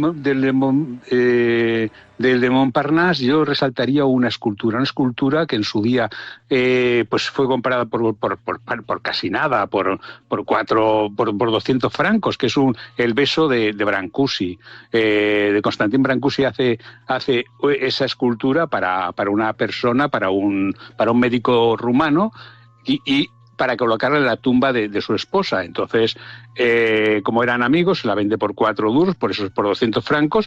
Él la pone, pero los problemas vinieron después, cuando los herederos de la familia de ella los descendientes que había en Rumanía, pues fueron a decir que ellos querían esa escultura, porque ya había subido de precio Brancusi, ya era un escultor reconocido, y entonces esa polémica entre el ayuntamiento, el Estado y la familia de Rumanía, pues ¿qué consiguieron? Pues que estuviera encerrada ese beso de Brancusi, esa escultura, estuviera en una caja y que la gente pasase al lado de la tumba de la chica esta, de Tatiana se llamaba, y no pudieran ver esa maravilla que es el beso de Brancusi. Siguiendo por cementerios, está el cementerio de Montmartre, y hay una frase aquí que dicen: cuando tú salías del cementerio escuché desde lejos la estatua de Dalida, declamaba un pensamiento. Cuando dicen te amo, quieren decir ámame. Qué bonito, ¿no? Sí. Es maravilloso. Dalida fue una grandísima cantante, fue un símbolo para toda Francia, no siendo francesa, era de Egipto, pero fue un símbolo. Y está enterrada allí, está enterrada en el cementerio de Montmartre, en una escultura blanca, preciosa. Pero es que la vida de Dalida es impresionante, sobre todo el momento en que se enamoró de un chico muchísimo más joven que ella, y la deja embarazada. Ella, pues, ante ese embarazo que quiere abortar, no está permitido en Francia ni en Italia, lo tiene que hacer clandestinamente, y transgrediendo la ley del aborto, y entonces a partir de entonces queda estéril y sufre una grandísima depresión y estuvo tentada a suicidarse. Por suerte no lo hizo, pero sacó un disco impresionante dedicada a un amante de 18 años, una persona mayor de una mujer mayor, que canta a un chico de 18 años del que se ha enamorado y que sabe que nunca podrán vivir juntos.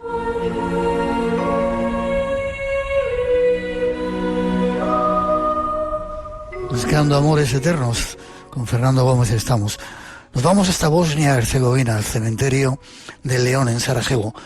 La cantidad de cosas que han ocurrido allí, ¿eh? No sé si has estado, cuando uno lo visita, en cantidad de lugares ahí, restos de tumbas de lo que había, esa terrible guerra que hubo allí. Es brutal, esa guerra fue brutal porque la teníamos al lado, la teníamos a no muchos kilómetros y sabiendo lo que podía ocurrir, porque además esta ciudad había sido sede de los Juegos Olímpicos de Invierno en el 84 y 8 años después se declaró esa barbarie que fue esa guerra que mucha gente dio la espalda, muchos países no le prestaron la atención que merecía, y ahí ocurrió una historia de amor inmensa pero dolorosa, que es la de un chico llamado Bosco y una chica llamada Admira.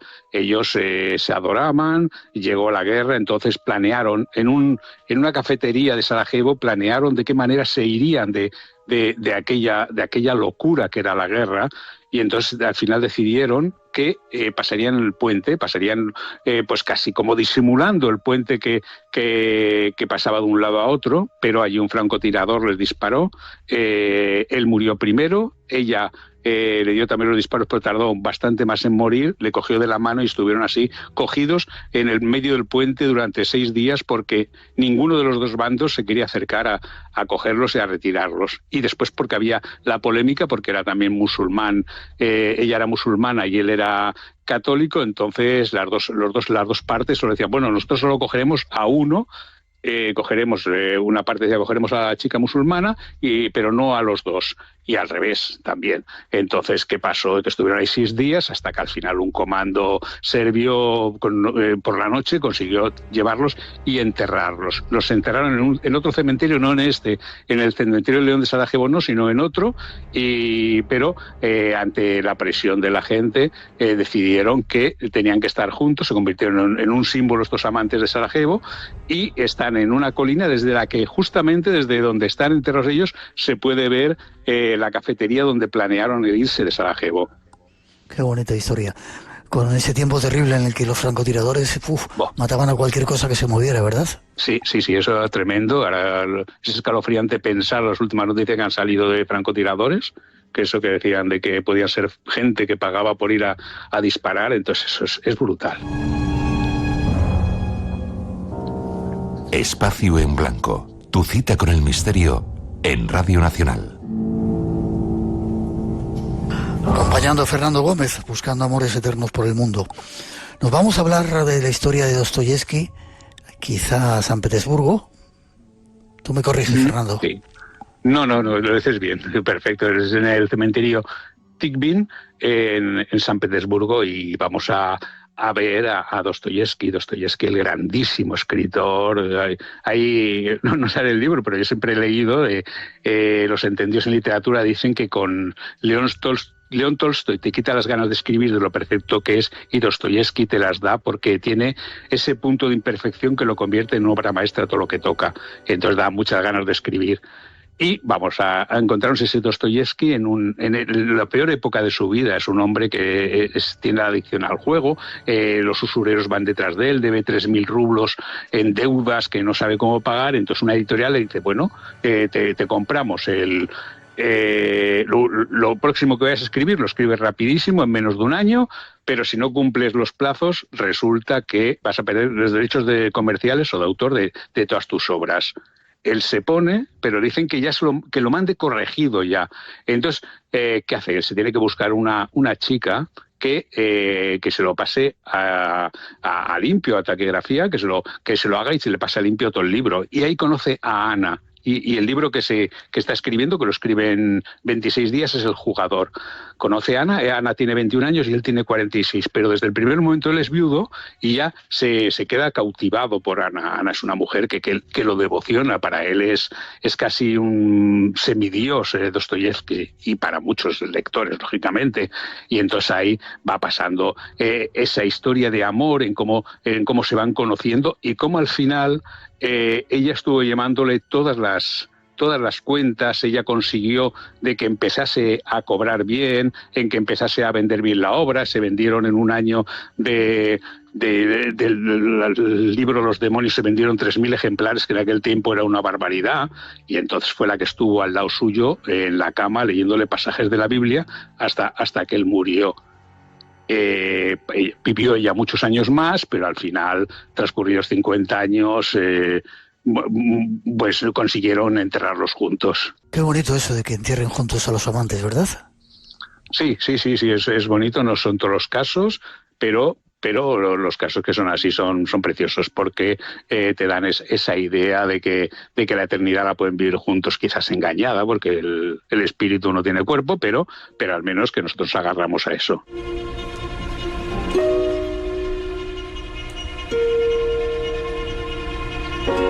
Pues saltamos de continente y nos vamos con otra pareja famosa, Bonnie and Clyde. Qué historia tan apasionante esta y tan tremenda, ¿eh? Sí, fue tremenda, porque además Bonnie, que era la chica, pues en otras circunstancias pues seguramente no hubiera llevado la vida que llevó junto a Clyde, pero no hubiera sido tan feliz que con Clyde. Este es uno de esos casos en los cuales están separados, no están enterrados juntos, no lo permitió la familia de Bonnie. La madre de Bonnie dijo que no la enterraran junto a Clyde, que la había llevado por el mal camino y que por culpa de él había hecho las barbaridades que había hecho. Entonces están separados, no mucho, porque son unos 17 kilómetros, unas 11 millas, pero no están juntos. Se conocieron, ella trabajaba en un bar allí de camarera, entonces él fue un día, él ya se dedicaba a robar, a pequeños y medianos robos, se conocieron, a partir de entonces ya ese segundo quedaron hipnotizados el uno por el otro y ya fue la locura. Entonces empezaron a montar la banda con un hermano de Clyde, la cuñada también, su cuñada Blanche. Entonces formaron un grupo de unas 7 personas que iban pues sembrando un poco el terror en robos. Pero es que en este caso se da, quizás por la juventud que tiene ella de 21 años, que la sociedad americana se dividió mucho en ese caso, porque había el lado romántico de ese amor que capaz de todo. Entonces las chicas empezaron a usar el mismo tipo de faldas de tweed que usaba Bonnie y la boina famosa que hemos visto en la película, que es la que habitualmente llevaba Bonnie, pues todas llevaban así. Entonces, y veían como como ese grito de libertad en un país que tenía la crisis, porque estaba viviendo una crisis tremenda Estados Unidos, y esto era un poco la frescura, la juventud, el decir, bueno, no hay metas para nadie, todos podemos hacer lo que queramos, pero se confundieron porque hubieron 10 víctimas mortales y entonces ya el Estado ya empezó, todos los estados a juntarse para intentar acabar con ellos, y así lo hicieron, así los mataron. Pero incluso así, su entierro fue multitudinario, el de Bonnie. Acudieron 20.000 personas. O sea, es una barbaridad la gente que fue a un pueblo apartado de Dallas, allí al funeral, y ahí es donde está enterrada. Y claro, todavía sigue siendo un sitio de visita obligatoria. Entonces, que también le ayudó mucho la película de Warren Beatty y Faye Dunaway a darle popularidad años después o a refrescárnosla años después.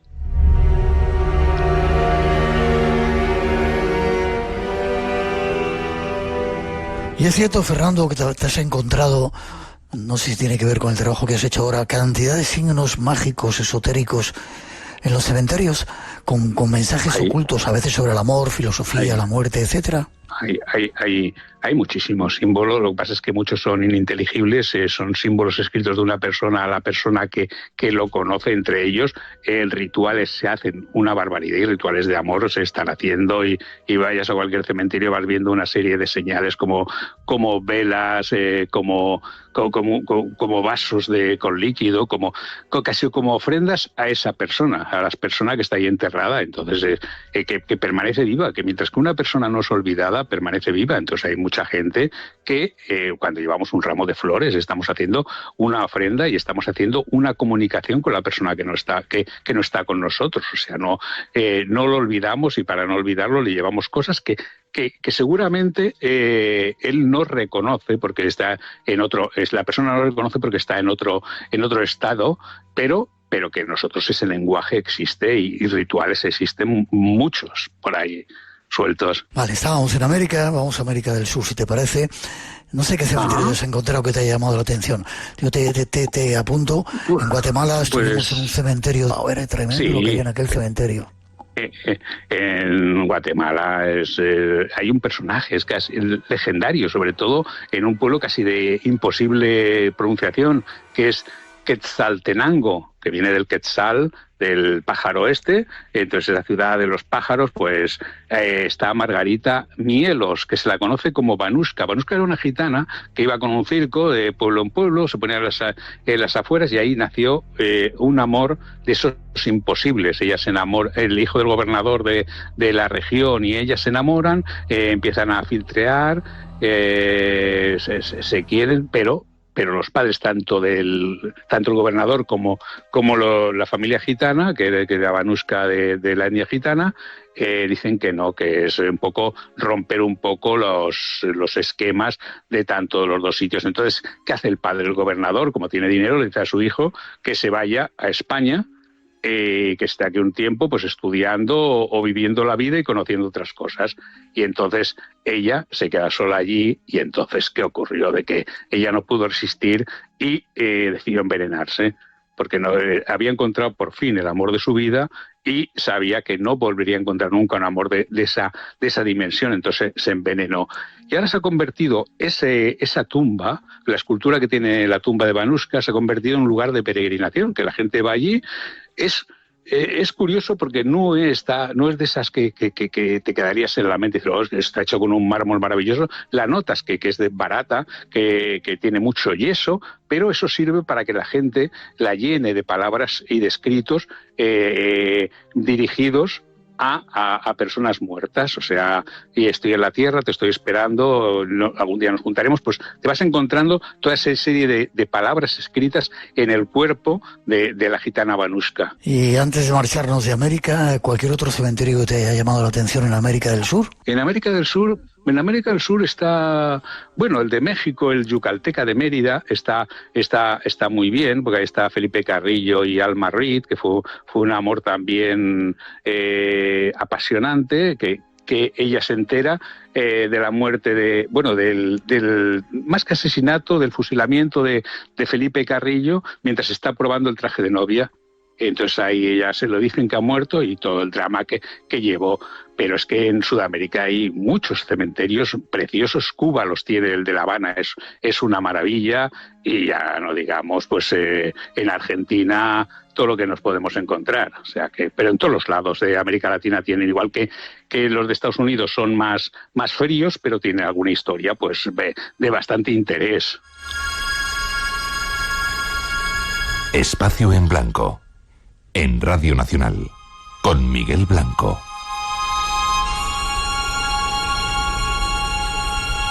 Y ahora nos venimos a nuestro país a ver tumbas y historias de amor curiosas. En La Rioja nos contaba Marta Samamet, una compañera que nos ha hablado también de cementerios. Sí. Muertos enterrados de pie. En Alfaro creo que hay el único muerto enterrado de pie. En España sí, el único en España. En el mundo hay algún otro. En el de La Habana que te he comentado hay uno en particular. Pero sí, aquí está don José Mauleón y Jiménez, que murió hacia el año, a mediados del siglo XIX, 1869, por ahí fue, a los 28 años de edad. ¿Qué le pasó? Pues también se enamoró de una persona que no era de su condición social. Entonces en aquellos tiempos estaba muy marcado. Y ¿qué pasa? De que ella es cubana, estaba en España trabajando criada para una familia de mucho renombre, los Sáenz de Heredia, que uno de sus descendientes fue el que filmó Historias de la Radio, de la película, fue el director. Pues ella trabajaba para esa familia, para la familia Primo de Rivera, de la familia Sáenz. Entonces, estaban enamorados, ella pilla la viruela, ya cuando casi estaban decididos a intentar de alguna manera casarse, coge la viruela y él estuvo al lado de ella hasta que ella falleció y él se contagió de la viruela. A ella la enterraron en el panteón o en el mausoleo de los Sáenz de Heredia, pues permitieron de que la criada estuviera enterrada con ellos, del aprecio que la tenían, y entonces él antes de morir, que murió muy, muy pronto, después de la muerte de ella, dice que le coloquen de pie, porque quiere siempre estar mirando la tumba el mausoleo donde está enterrada el gran amor de su vida. Y así lo hicieron. Por eso nos encontramos una especie de, una torrecita en la cual está dentro él, y además al revés, tienes que darte la vuelta para ver el nombre de Juan Monleón, porque está enterrado para que pueda mirar, entonces está al revés de todas las entradas. Te iba a preguntar por qué las enterraban de pie, pero bueno, esa es la causa. En el resto de los países había también ese mirar a tu amante. No, el que está en La Habana es porque era un criminal, se había dedicado a los bajos fondos, pero consiguió casarse con la hija del presidente del país, el que estaba entonces de gobernador presidente del país. Entonces se casó y llevó una carrera política impresionante, porque empezó a hacerse rico y a subir en puestos. Entonces cuando murió dejó escrito de que le enterraran de pie, porque si en toda su vida había caído de pie, entonces no podía caer en la muerte de otra manera que no fuera de pie. Y con la curiosidad de que mandó que le enterraran con un fajo de billetes y con una pistola cargada. Entonces fue las dos curiosidades de que tiene esa tumba en La Habana.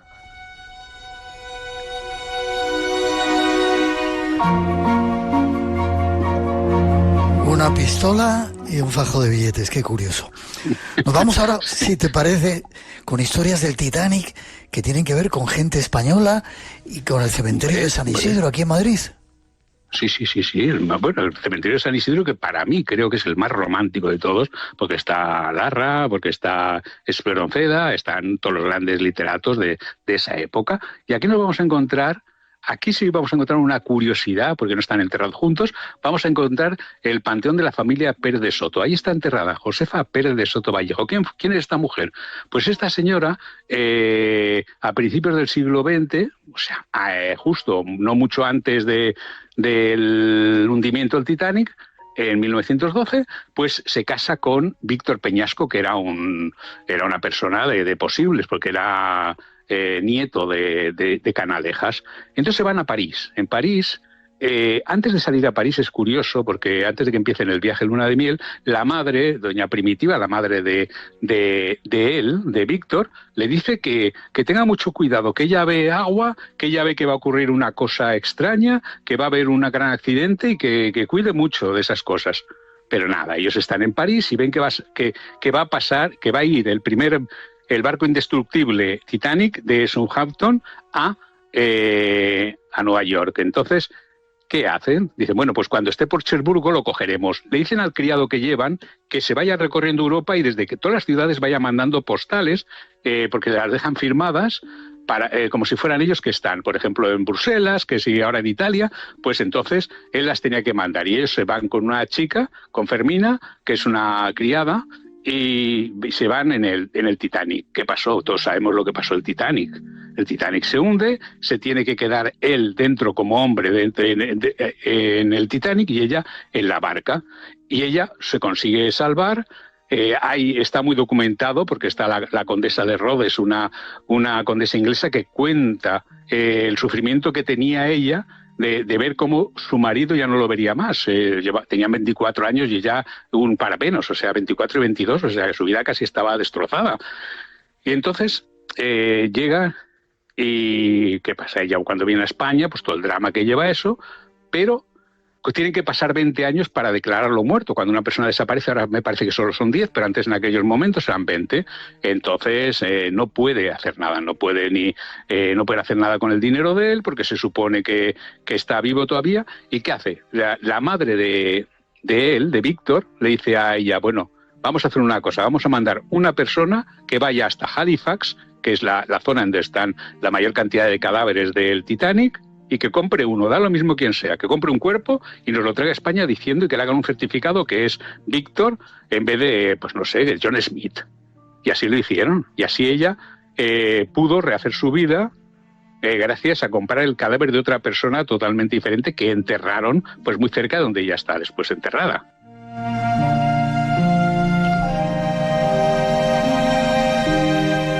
Curiosas historias de amor en los cementerios de nuestro planeta. Hay otra pareja también icónica, Dalí y Gala, Salvador Dalí y Gala. Es cierto que a Salvador Dalí no tenía relaciones con Gala y le daba libertad para No, eso seguro, eso seguro. Eso es totalmente cierto. Eso cuando salió aquella persona que dijo que había tenido un hijo, una hija con él, estaba clarísimo que era imposible. Sentía, repudiaba el acto sexual Dalí, entonces no, era imposible. Pero Gala era muy superior al deseo sexual. Gala era su musa. Ella compra el castillo de Púbol, el castillo de la baronía de Púbol, pues lo compra solo para ella y la convierte en la dama y la dueña de ese castillo, e incluso para él poder ir a visitarla, ella tenía que darle una invitación por escrito, él no podía presentarse allí. Todos sabemos que la personalidad de Dalí era tremenda, era una personalidad que seguramente para convivir con él, una persona, llamemos normal, le costaría muchísimo, porque ya el nacimiento de Dalí ya viene muy condicionado. Había nacido 9 meses antes que él un niño, un hermano suyo, al que los padres le llamaron Salvador, pero murió. A los pocos días murió y aprovecharon el nombre Salvador para ponérselo a él.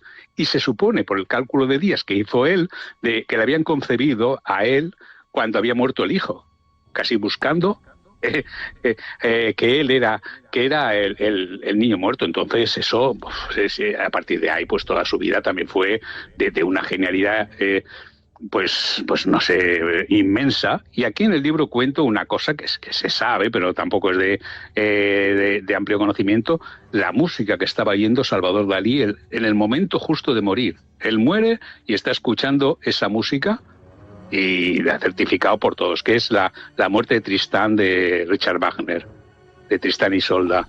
Entonces él oía eso y a cualquier persona que se la ponga pues dirá, mira, en este justo momento es cuando Salvador Dalí murió oyendo esta música, porque era devoción lo que tenía por Wagner. ¿Y los enterraron juntos a Dalí y a Gala? Ahí está también el otro problema, porque ella muere en el castillo de Púbol. Él había creado pues unas tumbas en las cuales las dos estaban conectadas y estarían las dos con las manos cogidas, los dos fallecidos. Pero ¿qué ocurrió? Se hunde él cuando ella muere, se hunde totalmente.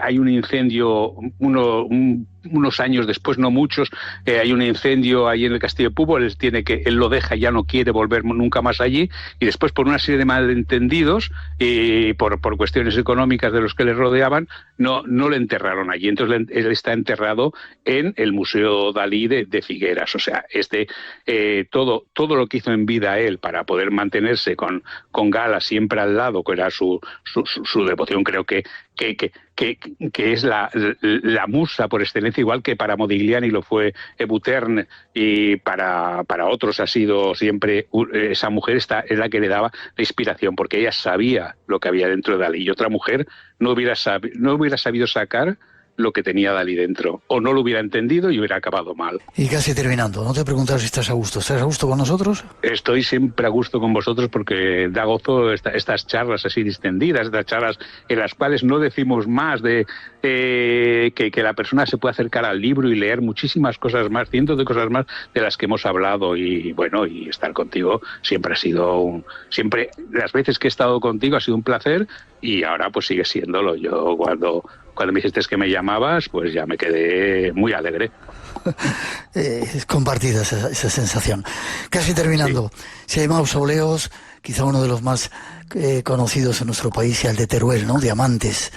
Hay más por el mundo, y el de Teruel es increíble, tremendo de bonito. Sí, qué fantástico. Pues Teruel merece la pena. Yo, que soy descendiente de un pueblo que, bueno, unos 90 kilómetros de Teruel, sé lo que es Teruel y lo que ha cambiado, sobre todo los amantes de Teruel. Los amantes de Teruel, cuando yo era niño, o cuando era, bueno, ya tengo 69, pero cuando tenía 20, 25, estaban en un lugar tan tétrico que daba, no sé, hasta miedo entrar. Las cortinas de terciopelo totalmente ajadas, muy siniestro todo.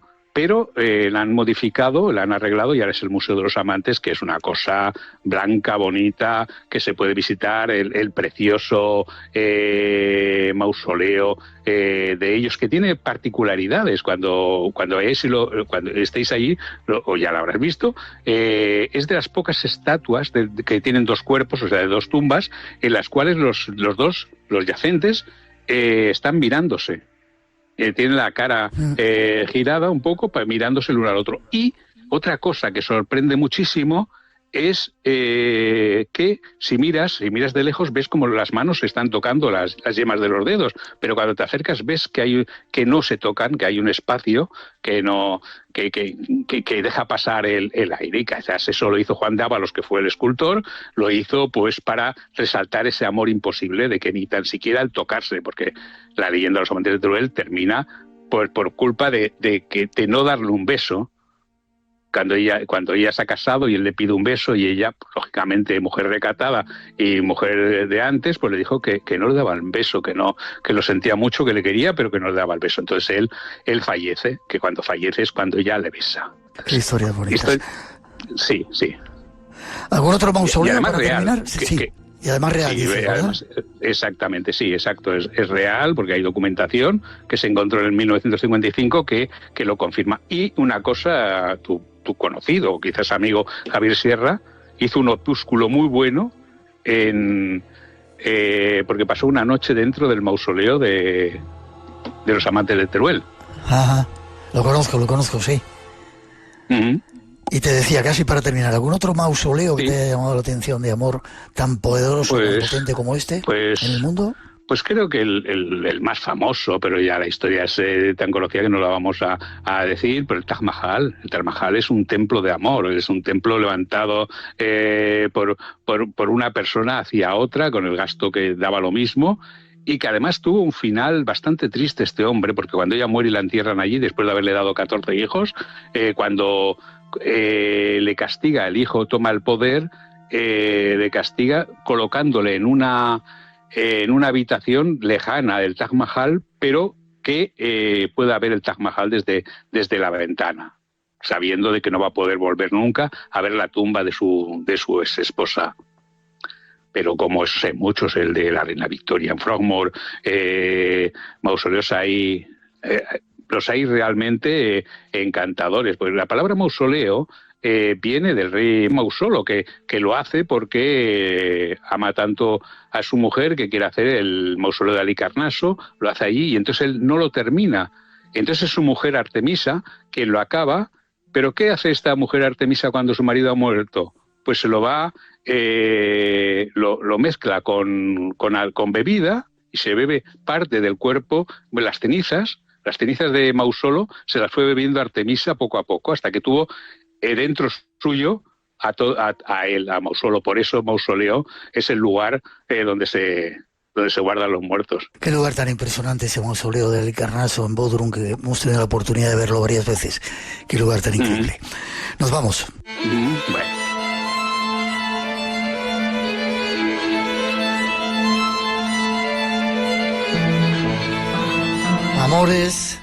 Amores eternos, 40 cementerios románticos, es el último trabajo de nuestro invitado Fernando Gómez. Un paseo por el mundo del amor. Y hay una frase: cuando el amor es verdadero, no se termina con la muerte. Qué bonito. Nunca. La muerte nunca podrá con el ser humano o con el interior del ser humano. En este tiempo que necesitamos tantos buenos sentimientos. Ha sido un placer estar contigo, Fernando. ¿Forma de contacto? Si tienes alguna página web o quieres que te cuenten historias de amor o más lugares que puedas visitar. Tengo mi correo electrónico, es lo único que uso, más aparte de las redes, Fernando Gómez Escritor, y el correo electrónico gomez.nw@hotmail.com. Entonces ahí pueden escribirme, decirme lo que les apetezca y intentaré contestar a todo el mundo. Muchas gracias. Cuando el amor es verdadero, no se termina con la muerte. Un abrazo muy fuerte y espero verte y abrazarte en cualquier otro momento. Y además pronto hacemos la presentación en Madrid, o sea que... Será un placer verte por ahí. Miel sobre hojuelas. Un abrazo enorme. Fuerte para ti. Todo lo mejor del mundo. Hasta prontito. Gracias. Adiós.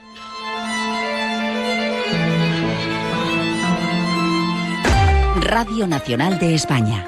La radio por delante. ¿Quieres formarte en el sector audiovisual sin renunciar a tu trabajo o a tu ritmo de vida? El ciclo superior de producción de audiovisuales y espectáculos en modalidad semipresencial de RTV Instituto te ofrece la flexibilidad que necesitas. Combina formación online con presencial en Madrid. Prepárate para trabajar en televisión, radio, cine y espectáculos. Tienes toda la información en rtv.es/instituto. Apúntate.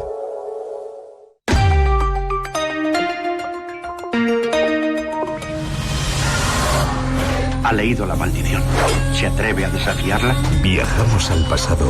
Vuelva y entiérralo donde lo encontró. Para mostrarte los misterios de nuestro futuro. ¿Te unes a la aventura? Examinaremos el cofre juntos. Espacio en Blanco. En Radio Nacional. Con Miguel Blanco.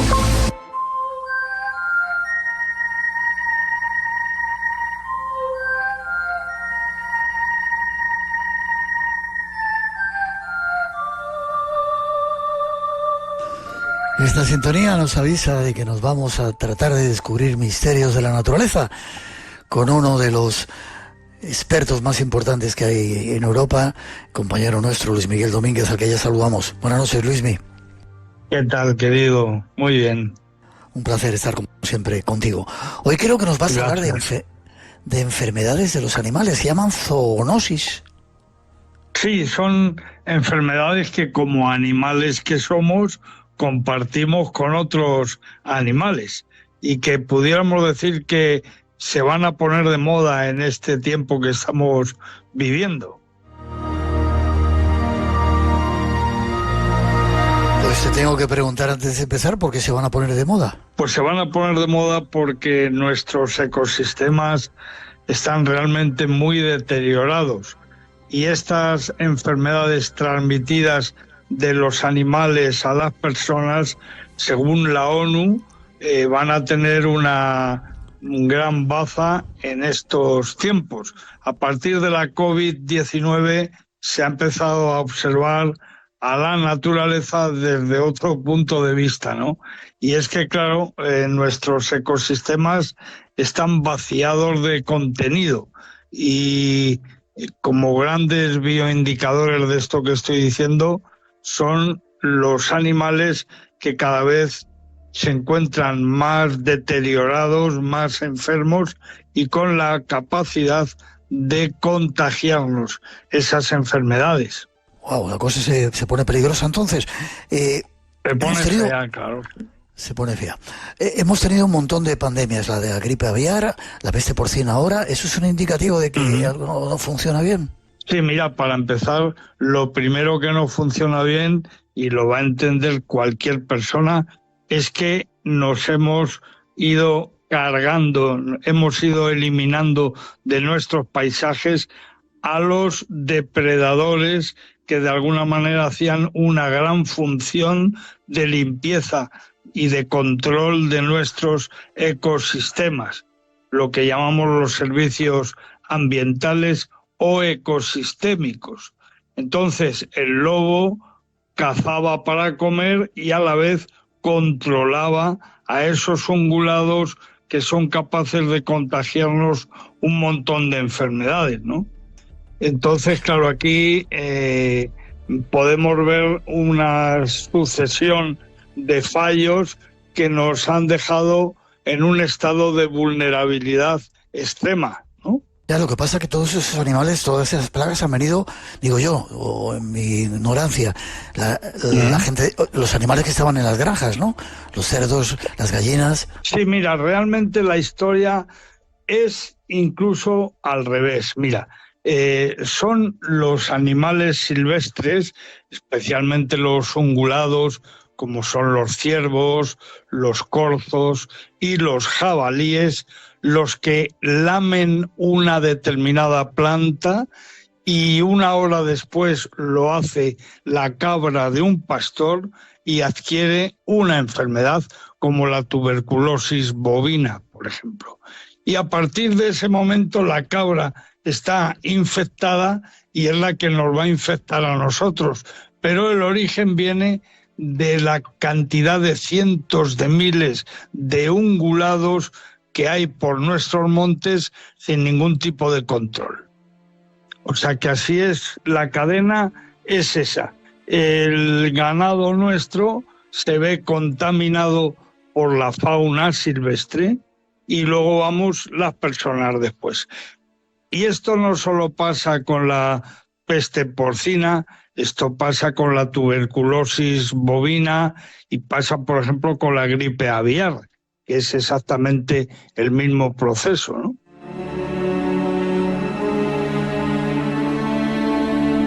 Entonces hay enfermedades de animales, zoonosis, que pueden llegar hasta el hombre. ¿Cuáles son las más peligrosas?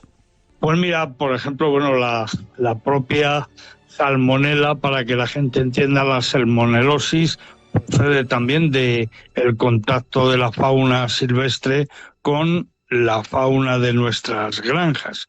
La salmonela está ahí, está la rabia también, que ha generado una serie de problemas históricos. Y, por ejemplo, te diré cosas curiosas, pero y no queremos asustar a nadie, y a estas horas mucho menos, porque yo no voy a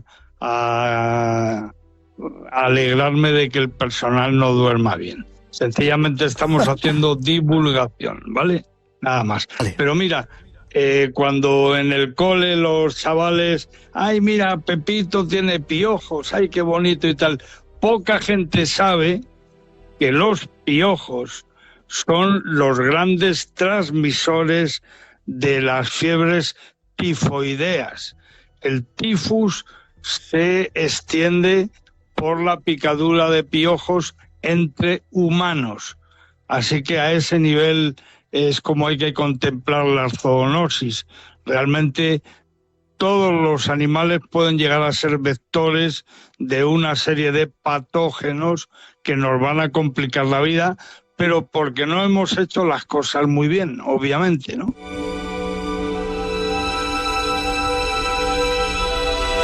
¿Cómo podemos hacerlas bien? Luis, me has dicho que bonito el tema de los piojos. Las madres y los padres se preocupan cuando los niños tienen piojos. Sí, no, lo digo sobre todo porque suele preocupar el tema de los piojos por una cuestión de higiene, para empezar, y si me apuras un poquito baladí, en ocasiones la gente lo contempla como algo superficial, bueno, de que el niño tiene que tener cuidadito, pero claro, si yo te digo a ti que en la guerra de África, cuando tuvimos el desastre, por ejemplo, del Barranco del Lobo, murieron muchos más soldados españoles por las picaduras del piojo que conllevaban el tifus que asesinados por el enemigo, ¿no?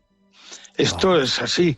Al final, realmente, estamos hablando siempre, cuando hablamos de naturaleza, de un juego muy sofisticado de equilibrios. Tenemos que hacer muy bien las cosas para poder tener un futuro a salvo. Y una de ellas, lo primero que hay que hacer es conseguir restituir nuestros ecosistemas, especialmente los superpredadores y los depredadores medianos, como el zorro, por ejemplo. Hay que empezar a contemplarlos como aliados nuestros, no como enemigos, no. El zorro no viene a jorobarnos, todo lo contrario, con su día a día lo que está haciendo es facilitarnos la existencia.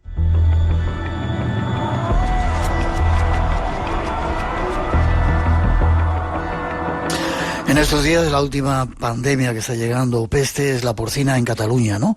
¿Tienes algo que decir de todo esto?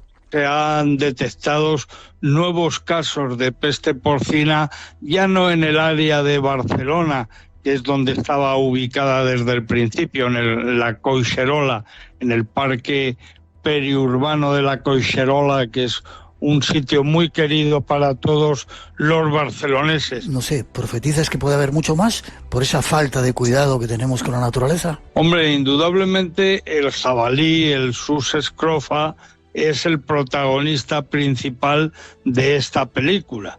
Pero hay also starring, hay también otros protas, como es, ya te digo, el lobo ibérico. El lobo ibérico es el que controló durante siglos a la población de jabalíes para que no hubiera superpoblación de estos, ¿no? Y hay que volver a esa situación poco a poco y se restablecerá el orden, sin duda.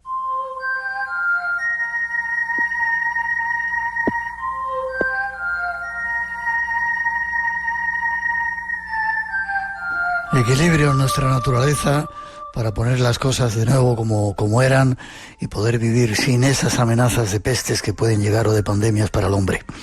No sé si esa podría ser la conclusión. Sí, es perfecto, es así. Yo soy un poco aguafiestas. Si alguien viaja conmigo en coche, atravesando grandes campos en esta España nuestra, yo voy despotricando muchísimo. Por ejemplo, cuando veo esos pinares de repoblación muy verdes, muy bonitos, pero desde mi punto de vista totalmente absurdos, porque no aportan calidad al paisaje. O sea, un pinar de repoblación es, desde mi punto de vista, como una huerta donde hemos cultivado lechugas, pero no es un bosque, no. Para muchas personas sí, mira qué bonito el bosque. No, ese bosque está hueco como un queso de Gruyère, y yo lo noto y lo percibo. Considero que el espacio es muy importante para soportar y organizar a las especies. Queda dicho. De cualquier forma, aunque seas así agorero, iré contigo de viaje para que me vayas contando cosas cuando vayamos por ahí. Sí. Forma de contacto contigo. Forma de contacto a través contigo. de mi correo electrónico, por ejemplo, mira, lmdomínguez@gmail.com. Y luego en todas las redes sociales, LM Domínguez o Domínguez LM, ¿vale? Y yo de verdad te digo de verdad, querido Miguel, que además de ser un pájaro de mal agüero, en el coche voy cantando mucho, soy de los de toda la vida, vamos, un peñazo de tío, pero bueno, ahí estamos. Será un placer hacerlo contigo. Este es nuestro naturalista que nos avisa de ciertas cosas de nuestro mundo. Fuerte abrazo, te sigo viendo semana a semana, ¿vale? Gracias, y siempre con la cara alegre, y lo único que tenemos que hacer es mirar al frente con una idea constructiva de las cosas, y ya está. Siempre que haya una crítica, que sea constructiva. Amén, que así sea. Fuerte abrazo, te veo prontito, chato. Venga, un beso. Adiós, Miguel, adiós. Adiós. Chao.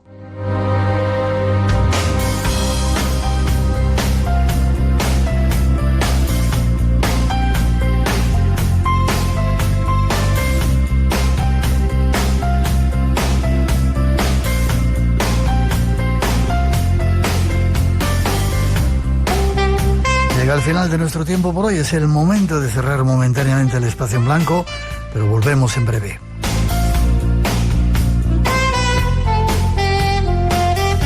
A partir de ahora nos ponemos a preparar las próximas citas para este verano especial del espacio en blanco, con el deseo de que la radio sirva de compañía en estas madrugadas. Que disfrutéis de estas fiestas, precaución en las carreteras si volvéis o cuando volváis a casa.